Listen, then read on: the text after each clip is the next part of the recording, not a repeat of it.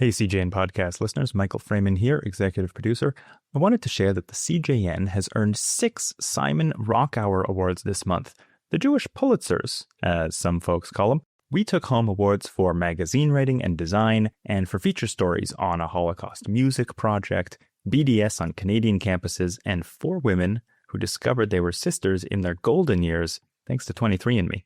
But we can't create award-winning journalism without your help. If you value independent Jewish journalism, please consider supporting us today at thecjn.ca/donate. Hang on to your hats. He's come around that second turn, opened up the gap to 3 lengths, and now here he comes, Kurt Bensmiller. Every summer since 1912, Calgary comes alive with the sound of the Calgary Stampede, the chuck wagon races, the rodeo, the live country music shows, the parade, and all of the wacky food concoctions sold at the Midway. The greatest outdoor show on earth, they call it. 1.5 million people visit the Stampede every year, including many from Alberta's Jewish community, for whom the 10-day Western Festival has been a significant part of their own history in the province, dating back to the Stampede's earliest years. It began with the first Jewish homesteaders, ranchers, and merchants a century ago who settled the West before the First World War. Today, Jews from all over Alberta come to celebrate Stampede Week in their own way, with free kosher pancake breakfasts, a political networking event called Spuds and Suds, where premiers, cabinet ministers, and civic leaders gather over kosher latkes, and most recently, Shuk Tech, where Israeli entrepreneurs showcase innovation and look for investment. And that iconic white cowboy hat, the worldwide symbol of the Calgary Stampede, that's Jewish too, created in 1946 by the Calgary Company owned by a Russian Jewish immigrant, Morris Shumiacher. In previous years, there have been Jewish community floats in the Stampede Parade, and Jewish performers have appeared in the Grandstand Show. And for a week, the city's accepted dress code includes cowboy hats and Western shirts. Even Calgary's Jewish Academy students give themselves cowboy names during their school's pre-Stampede pancake fundraiser known as Mishpacha and Maple Syrup. A better-known pancake breakfast for more than 4 decades is hosted by members of Alberta's oldest Jewish organization, the modern Orthodox House of Jacob-Mikveh Israel synagogue. They serve up free kosher pancakes to hundreds of visitors on the first Sunday before the Stampede starts July 3rd. It's an honor in some ways to be able to be part of the greatest outdoor show on earth, and to do it not in a place of fear or concern about anti-Semitism. We can remind us that we're part of this larger community too. I'm Ellin Bessner, and this is what Jewish Canada sounds like for Monday, June 29th, 2026. Welcome to North Star, the flagship podcast of the Canadian Jewish News, made possible thanks to the Ira Gluskin and Maxine Granovsky-Gluskin Charitable Foundation.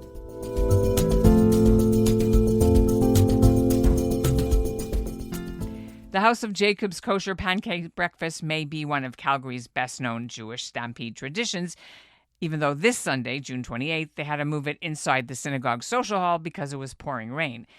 But the Jewish connection to Alberta's biggest celebration goes back much further than pancakes. To tell that story, I sat down with David Silver, a transplanted Torontonian who now makes Calgary his home and is president of the House of Jacob-Mikveh Israel Synagogue, or HOJMI as they call it, and also the historian Professor Saundra Lipton. She's president of the Jewish Historical Society of Southern Alberta. I guess we can call you the Pancake King.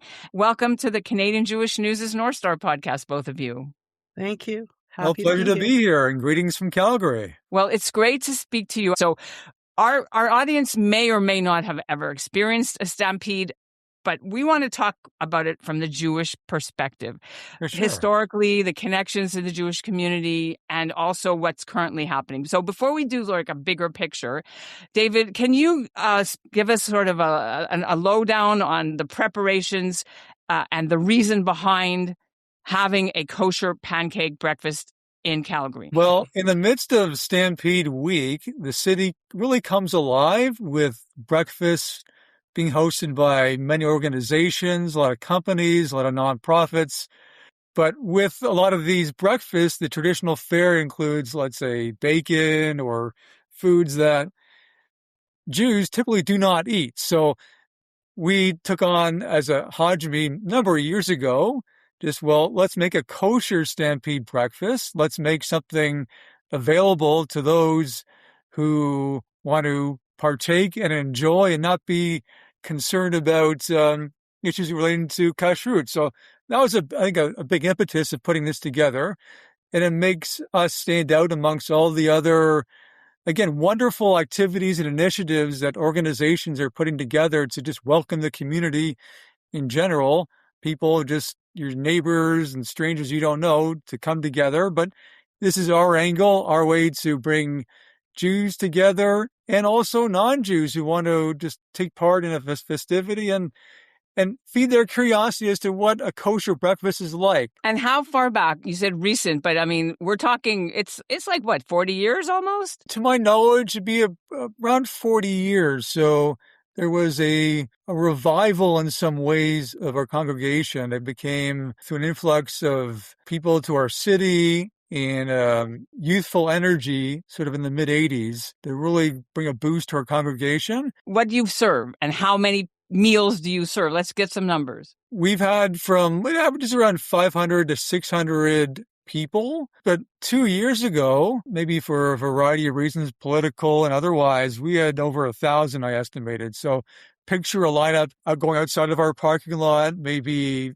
people waiting half an hour, if not more, to obtain their food. David, why is it important for the House of Jacob-Mikveh Israel to participate in the Stampede tradition? I think so. We're not only just part of the Jewish community, where we see what goes on around us. We like the Stampede spirit, and it's a way to bring it closer to home.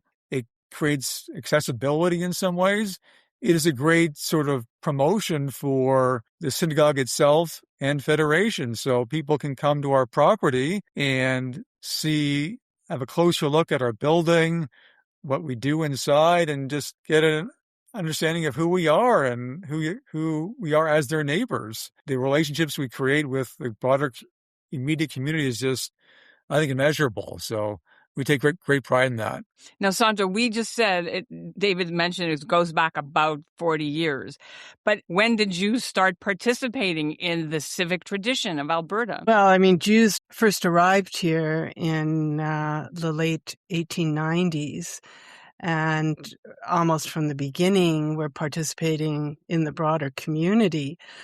But in terms of sort of the goal of the Stampede to celebrate Alberta's ranching and agricultural roots, the early Jewish settlers, many of them were involved in agriculture and ranching. So the whole essence of the Stampede is not new to the Jewish community. In fact, they were very, very involved in that kind of enterprise in the early part of the 1900s. And in fact, in 1910, there were more Jews living in rural areas than there were in the cities. Huge numbers that were involved in homesteading and working in the cattle industry. There's a famous picture, I think you wrote about it, of the inaugural Stampede Parade with Jewish-owned businesses and stores operated by Diamond and Jaffe families and others in the Stampede back in 1912. Were Jews marching? Were they the merchants? Or were they even organizing? In the very early days, I don't know how much they were involved in the organization of it, but various Jewish businesses had floats in the parade.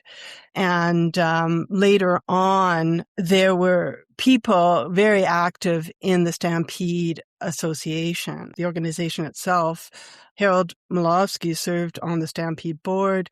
The founding president of the Jewish Historical Society, J. Jaffe, sat on the Stampede Historical Committee, and he participated in a number of parades with himself and his family, and other Jewish members of our community also were participants in the parade. And in 2009, the House of Jacob-Mikveh Israel had a float in the Stampede Parade. And that was done to honor the 100 years of the synagogue in Calgary and 120 years of Jewish presence in Calgary and the opening of the little synagogue at Heritage Park. So they had this really incredible float that was in that parade. What was the parade float? Can you describe what did they have on it? The rear of the float design featured a biblical Torah scroll lying against the backdrop of the Rocky Mountains. And it's open to Leviticus 19:18 with a text bubble translating the phrase, "And you shall love your neighbor as yourself." And they had an arch projecting from it. And then they had signs identifying various peoples and activities and programs and institutes that showcased the Jewish community's contributions to Calgary. The front of the float featured a model of the original House of Jacob. Many provinces and Jewish communities experienced anti-Semitism, so they weren't allowed to be part of sort of the merchant guilds or the stock exchanges or the clubs. What was the experience for Calgary's Jews becoming accepted into such a tradition? Was there anti-Semitism?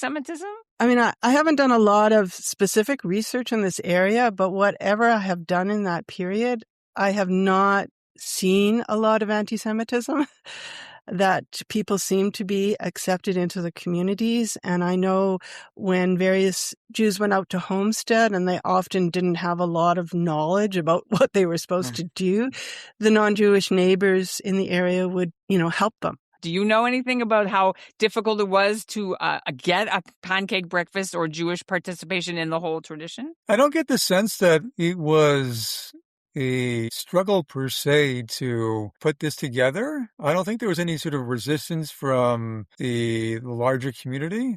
I suspect that it was probably in some ways innovative for its time.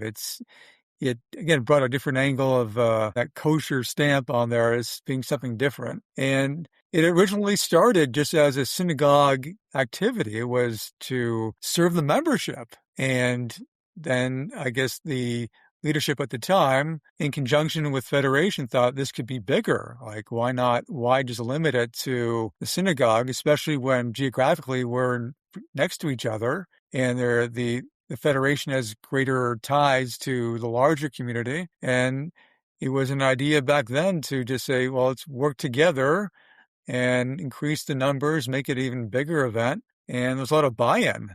And thankfully, that seems to have continued till today. I think that for many, many years, Jewish community has been very active in many different ways with the Stampede, not just with the parade itself, but also being a vendor at the Stampede. There have been families there that have sold jewelry. A jeweler here, the Seagulls, went onto the site and sold jewelry. There were people that opened food booths. And in fact, Hadassah women apparently one year had a kosher food booth at the Stampede. The grandstand show has had numerous Jewish children participating, young Canadians, over the years. It's a song and dance troupe. Oh, the singing part. Okay. The singing part. So performing part of the grandstand show. Are there Jewish cowboys and rodeo people and ranch people that go out there? Do we know? I was wondering about that. I don't know of anyone that has participated. Maybe in the early years when there were Jews out on the homestead dealing with cows and whatnot. We have to say, which is a very important Jewish symbol of the Calgary Stampede, and nobody really knows about the history of the white Stetson. So let's tell everybody. You got to show us one if you have one. That is the most visible and long-lasting Jewish connection. Well, I actually have a Smith-built hat, but it's not white. It was my dad's, and it's black. So Morris Shumiatcher, who actually was a former homesteader near the Rumsey community, he bought a hat company in Calgary, the Calgary Hat Works, in 1919. He changed his name to Smith and called his company Smith Built Hats.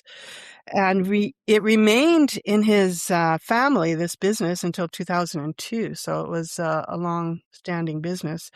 In 1946, oilman Bill Heron commissioned Smith to create a white hat, cowboy hat, to wear in the 1946 Stampede Parade. Then in 1948, hundreds of Calgarians wore the white hat to the Grey Cup in Toronto, where the Calgary Stampeders won the Grey Cup. And that kind of, I think, just set the hat on its trajectory to becoming what it is today. And in 1950, the mayor of Calgary, Don McKay, established a tradition to present the Smith-built white hat to visiting dignitaries. So it's a continuing tradition today in Calgary to white hat visitors to Calgary. I've seen pictures of now the Duke, but Prince William and Kate when they were visiting. They were wearing, the checkered shirt and the Stetson, and I guess it was Prime Minister Stephen Harper was with them at the time on their official visit. So that's a pretty iconic picture that made all the British tabloids and everything, right? Yeah, and the Jewish community also white hats. Yes. Various people that come to participate in activities for us. So, right. David, you have a Stetson handy. It's this sort of straw hat bought at a Western store. I thought suited me fine. So I'll be wearing this. It'll be on throughout. So it really is really caught on. And I caught on to the fever moving here 9 years ago. And it's one of the highlights. So I get to be a cowboy for a week. A Jewish cowboy. And you mentioned earlier that it's near the JCC and that it's sort of a broader outreach. This has also become a political schmooze fest in terms of, how Jewish political activists and lobbyists and mingle with politicians. Is that right? Federation presidents in their striped, shirts or whatever are schmoozing with politicians. That not at your pancake breakfast at some other place, but part of the Stampede. Well, it happens, I think, at two different places. One, I think it first starts at our Stampede breakfast, with being in ties with Federation, who have these incredible contacts and ways of nurturing ties with local members of Parliament, members of the provincial legislature, all of them within our surrounding area of the shul, usually arrive and say hello. And our mayor, Jeremy Farkas, during his campaign last year to become mayor, dropped by and made a point to be there. And then in the Federation-sponsored, we call the Spuds and Suds event right after the parade, there have been premiers, prime ministers, and all up the political chain that have made a point to drop in and say hello and be part of sometimes a very well-attended and very energetic social event downtown. So on multiple fronts, you could say the ties with political leadership have been nurtured and we kept quite strong. Coming up, why David Silver feels safe wearing his kosher cowboy pin during the Stampede.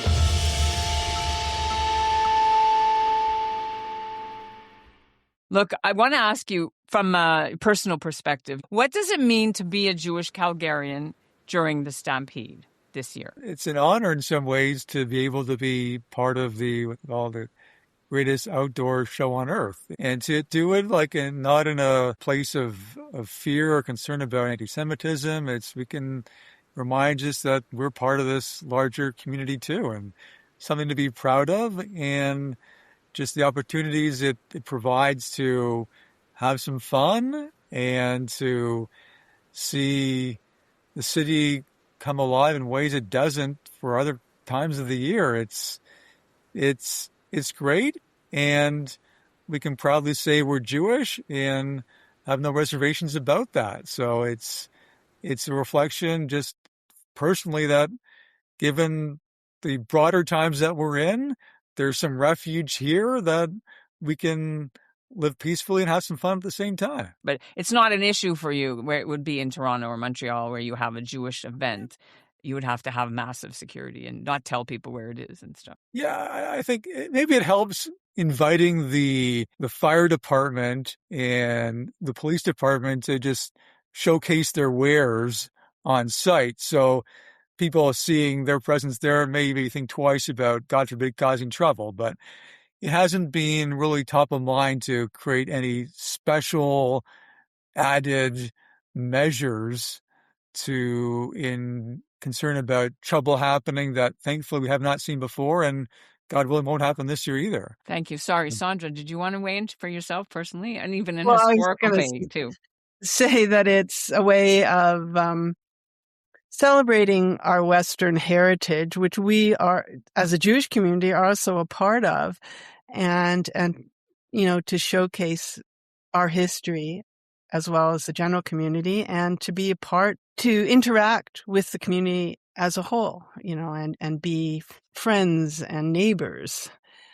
I have to just mention that when I was a little kid, I was in Calgary visiting my grandparents. And Oh, you weren't born there? No, I wasn't born. My parents were both born here, but I wasn't. And I remember they lived on 7th Avenue, which was the parade route. And at that point, we just went to the end of their property on 7th Avenue and watched the parade. Which now it's a production to watch the parade. You have to get there really early, maybe buy tickets for a stand. It's a big to-do, and we just walked out of the house and watched the parade. That's a beautiful memory. Is there a Jewish float this year at all? Do we know? No, there won't be one. It was a huge effort back in 2009 to do it. And it's a special anniversary, as Saundra was saying. It was at the right time to invest the energy and the wherewithal to do it. I'd love to see it again, but it's not on the immediate horizon. I also wanted to point out that in the early days of the Stampede, a number of Jewish families lived in Victoria Park, which is now a part of the Stampede grounds. And they would rent out homes to people coming in to the Stampede. And according to one person's recollections, one of the local hotels would actually call her mom up when they were running short of space and direct people to their house. And they would just rent out like every ounce of space in their house to these visitors coming in to the Jewish Stampede. Airbnb. Mm-hmm. Yeah, exactly. Before Airbnb. And then they would Airbnb their backyard for parking. Look, before we go, for people who don't know, I mean, I have family roots who came from Romania and farmsteaded. But how did Jews get to become in Alberta? What was the history of them arriving, and who sent them there? Well, that's always the big question I have for my family. Like, why did you choose Calgary? They came in the 1910s and the 1920s, and why Calgary? But it appears that it was someone from that community came first and then sent word back, and then other people came. I know the Jewish Colonization Society was encouraging people to come to Canada also. And so some of that initial movement could have been directly because of efforts on the part of the Jewish Colonization Society. Well, they would get free land. I mean, moving people out of Eastern Europe to populate neighboring provinces too in the small. But they would get loans from the Jewish Colonization Society. So my great-grandparents got loans to help assist on their homestead. Many of them also were shopkeepers, too. They were working in these small, tiny communities in the grocery store, the only general purpose store in town. It was tough. You could apply for the land with a very small fee to apply for the land. And then if you worked it for 3 years, it became yours. So it was one way for them at that point to sell it and then get money to move back into the city, if they could handle sticking it out, because it was rough, very difficult times for them on the homesteads. Some of the communities like Rumsey and Trochu were very successful. That's where my family came from, Trochu. Yeah. Oh, they came from Trochu, eh? My uncle, from Romania. Then they went to Trochu, and then they're like, this sucks. We're moving to Montreal. And after a couple of years, because the land was no good. Yeah, some of the land was just not great. But some people carried on, up to the 40s. There were some diehards there that continued farming and actually had generations of farmers. So their kids carried on for them, but it, after a while, just ended. We're going to wrap up. Before we ask our listeners to write to us and tell us their Stampede memories, is there anything that you think you would like to share that we didn't already cover? It's a great opportunity to be in Calgary. It's there's opportunity to live a great Jewish life here, and so it may be seen as distant and not close to major centers, but All the essentials are here. You got synagogues, you got kosher food, great community federation. And now there's no better time than now if there was not to travel here, to move here and just see what it's like. And you get to enjoy the Stampede. Why did you move? My wife-to-be at the time was living here and in the oil and gas industry, which is an Alberta thing. And I kid, there's more oil in Alberta than there is in Ontario, where I'm from. So decided to make the move and haven't looked back. I don't think we mentioned about the Hadassah Bazaar, because that took place. It's not part of the Stampede week, but it took place on the Stampede grounds. And for just over 20 years, it was taking place in the Big Four building. So it was a big connection of the Jewish community to the Stampede grounds outside of the Stampede period. Yeah. That's interesting. Listen, guys, it's been so great. I wish I was coming. I know lots of people are. Thank you so much for sharing these really interesting historical and present stories. And good luck with the crowds. Thanks for joining JN's North Star. And that's what Jewish Canada sounded like for this episode of North Star, made possible thanks to the Ira Gluskin and Maxine Granovsky-Gluskin Charitable Foundation. We'll be off for the Canada Day July 1st, but we'll be back with a fresh show on Friday all about the Nakba exhibit with our producer, Izzie Helenchilde, who was there on the ground and will report back on what she saw. North Star is produced by Zachary Kauffman and Izzie Helenchilde. Our executive producer is Michael Fraiman, and Alicia Richler is the CJN's editorial director. Do you have memories of the Stampede? Write to us at info@thecjn.ca. Thanks for listening.